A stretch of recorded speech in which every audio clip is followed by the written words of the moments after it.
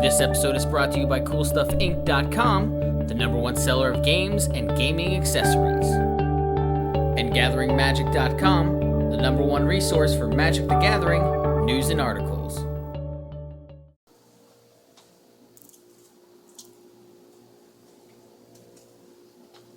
Oh, hi. I'm Andrew, and this is my Hakim Loreweaver deck.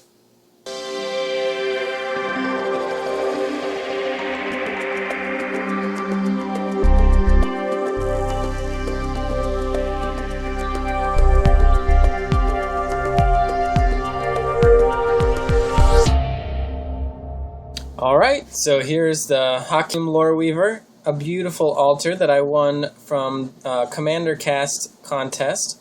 So thanks again to those guys, especially Durfington, who did the beautiful painting of my wonderful face wearing the Crown of Ages, which we'll get to in a minute. Here we have the Shuffle into the Deckable copy of Hakim Loreweaver. An Island signed by Kenji Samura, my favorite. Paulo Vitor Damarosa Island, Brian Kibler Island, Conley Woods Island, Michael Jacob Island, and I'm pretty sure this is Jerry Thompson Island, but I kind of forget. So if you recognize this one, let me know. Here we have 24 more islands. We get down to 10 non-basic lands to round out the 40. Here's Buried Ruin, useful for bringing back artifacts, of course. Deserted Temple, which has part of our combo section. Faerie Conclave is a tapped island. Sometimes it attacks or blocks. For when we have too many lands, we have a Lonely Sandbar. Japanese Magosi the Waterveil, another combo piece. Reliquary Tower. This deck doesn't really need a Reliquary Tower. It doesn't get above 7 a lot, but sometimes it does, and when it does, I kind of want to keep them all. Have things like Thought Reflection in here. We'll get to that. So this one's in here. Maybe it doesn't need to be. Too many islands, cycle it. Soldevi Excavations, like double the mana, and you can scry. It's also a combo piece. Temple of False God, good accelerating. Tolaria West. There are no 0 mana non-lands in the deck, but the Tolaria West can find combo pieces, or if you need that Reliquary Tower or Deserted Temple. The Basilisk Collar is generally useful. I like life gain, and blue doesn't get a lot of that. And the Death Touch is pretty relevant with some combos. Cage Sun, pretty useful, also usable in combos. Crystal Chimes, maybe doesn't need to be here. The deck does have a fair number of enchantments, but it has other ways of bringing them back, and I don't know how many times I've actually activated this card.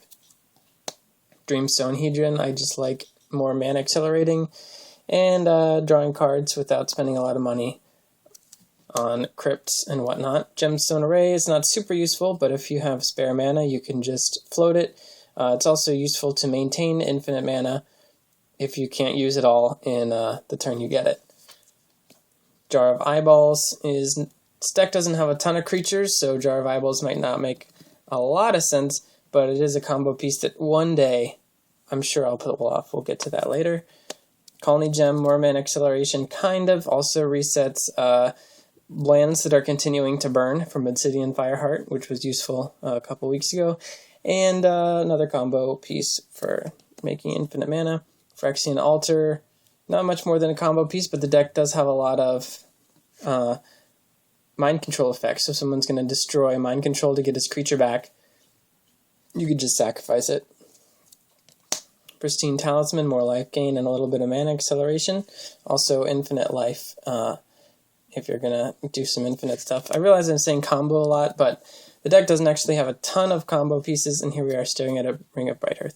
So it does have a ton of combo pieces. What it doesn't have is a lot of combos that share pieces, and it also doesn't have really tutor effects, so it doesn't combo out a lot. It's mostly a dirtily aura deck, but I keep saying combo piece, so oh well. Rings of Brighthearth is just generally useful. There's one combo, we've already kind of looked at that. The cards, you've seen them already, but we'll actually explain combos later on. Swiftfoot Boots is just generally useful for protecting Hakim and attacking hastily.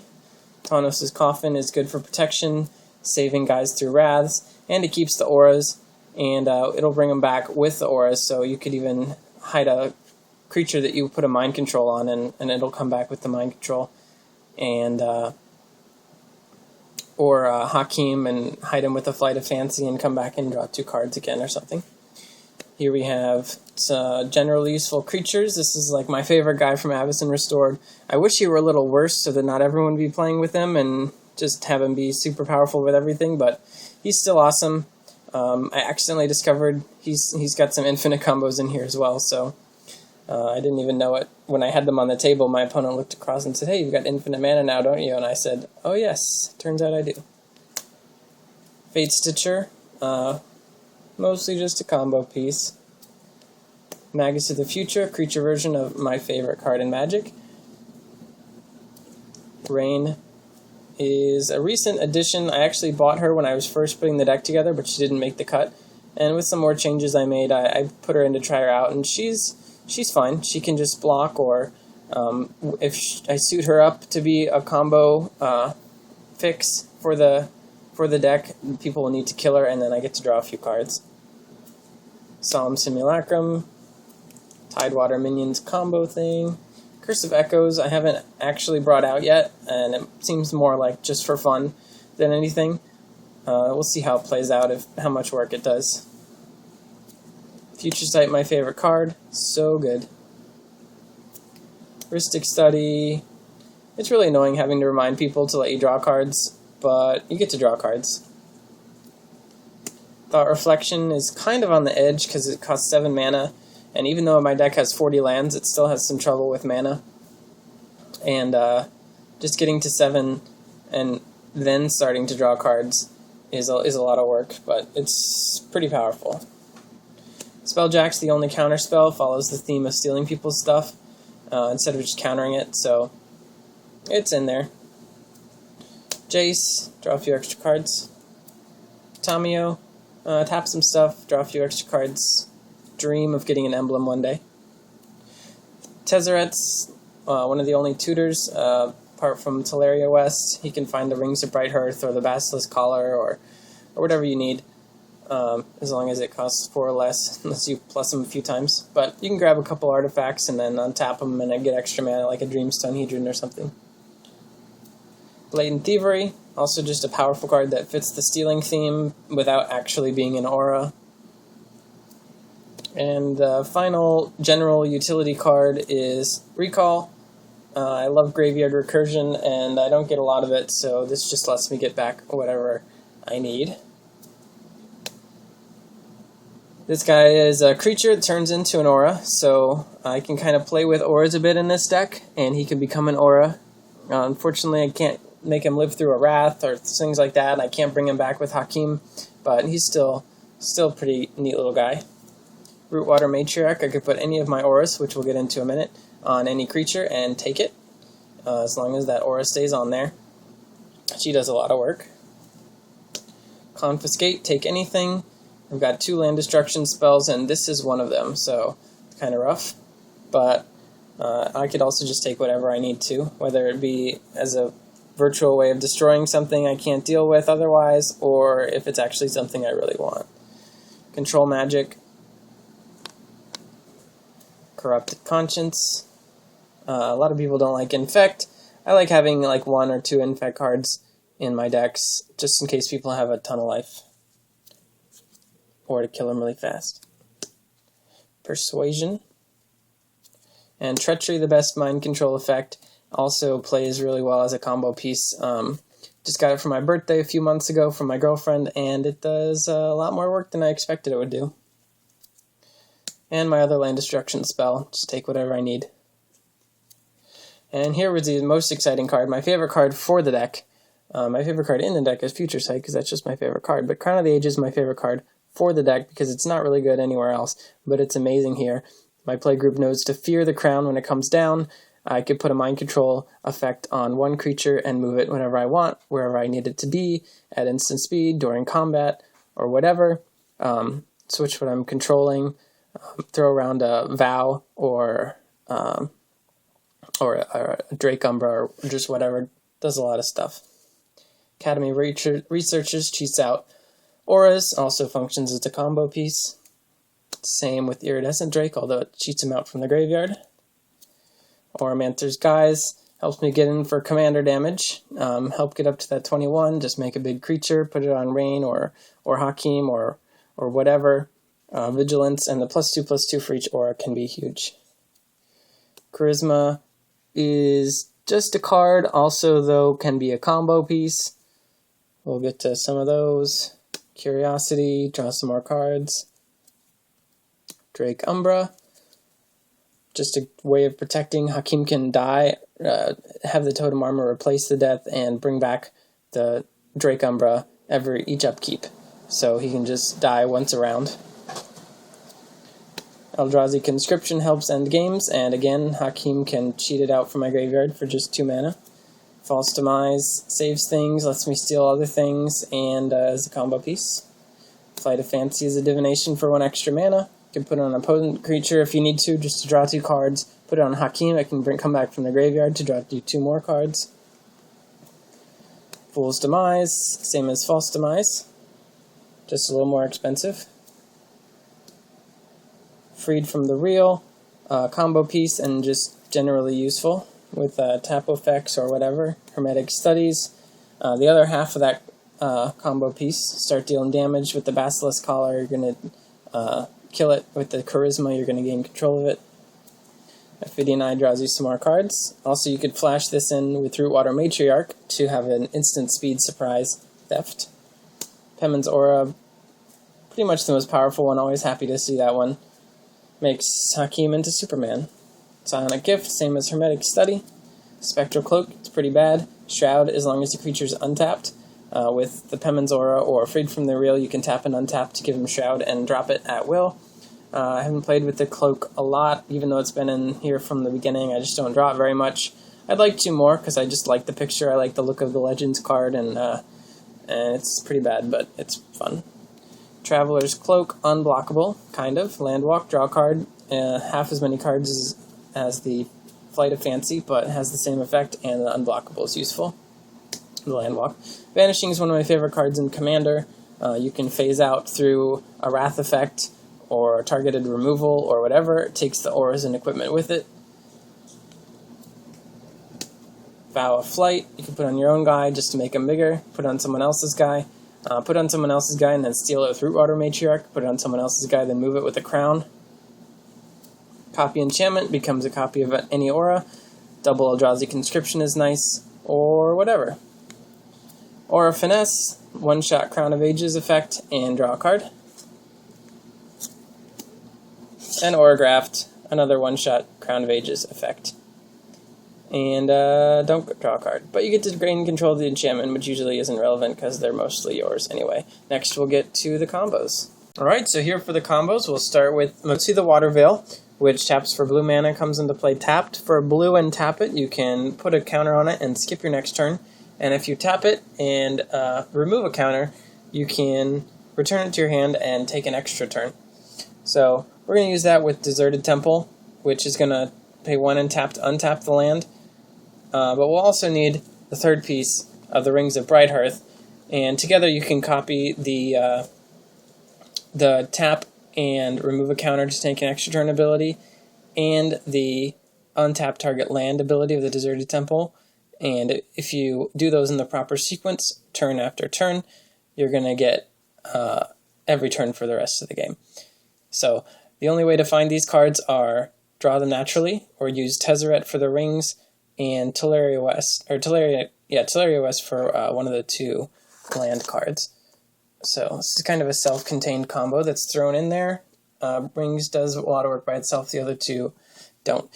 For some of these, we're going to be making infinite mana. Sometimes it'll be colorless. Gemstone Array will fix that. Sometimes it'll be during our upkeep. Gemstone Array will let us keep mana through the rest of our turn. Other than that, that's all that does. We're going to have some infinite untapping effects going on. Pristine Talisman will let us turn that into life. When we have infinite untapping, we also have infinite mana, so the mana is not as relevant. So we're going to be making infinite mana with this Phyrexian Altar. So let's go ahead and check it out. It's going to involve sacrificing creatures, which means it's also going to involve putting counters on our eyeballs. when we have the Jar of Eyeballs out. So, assuming we are sacrificing creatures to make a bunch of mana and putting a bunch of eyeballs in our jar, we can put as many counters as we want in our jar, and then search and put Future Sight in our hand, and the rest of our entire library will go back in any order. So using the Future Sight or Magus of the Future with our infinite mana, we're going to be able to play cards off the top of our deck however we want, because we already put our deck back in any order with the Jar of Eyeballs. So that's what those cards are there for, other than the future cards, which are just awesome anyway. Academy Researchers is one of the creatures we're going to be sacrificing to the Phyrexian Altar. When it comes into play, I'm going to put a Fool's Demise from my hand onto the battlefield attached to it. I'm going to sacrifice the Academy Researchers, which will trigger the Fool's Demise, and we'll end up with an Academy Researchers enchanted with Fool's Demise back on the graveyard, back on the battlefield again, ready to be sacrificed again. So as you can see, that's infinite mana and infinite eyeball counters. We can use that Fool's Demise or False Demise, depending on how we track the triggers, with Iridescent Drake to have the same effect, bringing the aura back from the graveyard instead. And another trick with Iridescent Drake is with Treachery. You bring the Treachery back, untap 5 lands, pair it with Deadeye Navigator, blink it, Treachery goes to the graveyard, Iridescent Drake brings it back, untap 5 lands again, and we've got infinite mana again. Also, if we pair Deadeye Navigator with Hakim Loreweaver during my upkeep, I'm going to have the same effect. Although I have to pay mana to blink and mana to bring the aura back, so it's going to be less infinite mana, but that's still infinite. Again, this is only during our upkeep, so we're going to need to either spend it then with like a Pemin's Aura and a tap effect, or we're going to need the Gemstone Array. Here we're going to be untapping things, Pemin's Aura, or Freed from the Real. Pay blue, untap enchanted creature. We're going to be untapping Tidewater Minion or Fate Stitcher, which has the ability to tap to untap something. Something we could untap, for example, is the Khalni Gem, which will tap for 2 blue mana. Spend 1 of that blue mana to untap the creature, and tap it again. That's infinite mana. Cage Sun, islands make 2 blue mana. Make our permanent that we're untapping an island. That's infinite mana. Soldevi Excavation taps for 1 and a blue. Unfortunately, this means we're only getting infinite colorless mana, but again, with the Gemstone Array, we're going to make that blue. Sonic Gift is another good effect. Instead of infinite, once we have the infinite mana, we've got a bunch of extra blue mana floating around to continually tap the creature to deal damage to things with the Sonic Gift or the Hermetic Study. Ophidian Eye is going to let us draw cards. And if we don't have infinite mana, we can just draw a few cards or deal a few damage. Still very useful. Effects, Basilisk Collar means we're just killing creatures and gaining some life. And Charisma means we're gaining control of all the creatures, or 1 creature per island we can afford. So those are the combos, and that's about it for the deck. So that's about it. As you can see, I'm not super into pimping my deck or making the most efficient and powerful deck I can, but there are some cool combos. It mostly just plays like you steal people's stuff and attack them with it. Try to control the game, play a little political, and keep it interesting. Do some cool stuff with the crown. Maybe pull together one of your combos every once in a while, but it doesn't happen that often. Aren't really tutors to find it. There's not a ton of card draw. So hope you enjoyed. Hope you found a card you liked. And thanks for watching CMDR Decks. Please subscribe and favorite. Oh, and if you want to see my deck of all custom cards, like click here-ish somewhere.